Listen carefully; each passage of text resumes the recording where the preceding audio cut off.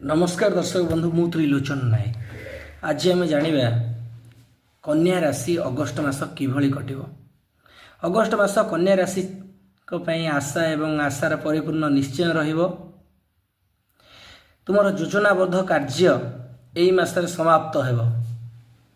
जेतेबेले आपणकर आर्थिक समस्या कम हेबो किछि समस्या मध्य आपणक सामने आसी उपस्थित हो जिवो।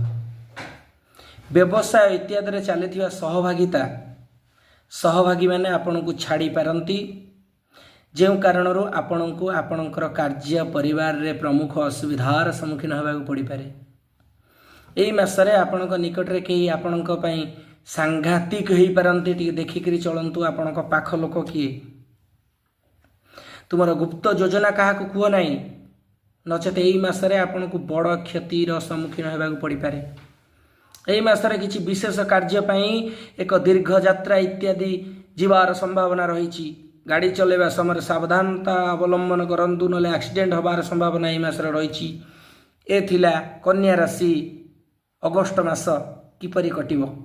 जदि आपको आम चैनल भल लगुए तेबे सब्सक्राइब करंतु, लाइक करंतु, नोटिफिकेशन बेल को दबाई दियंतु।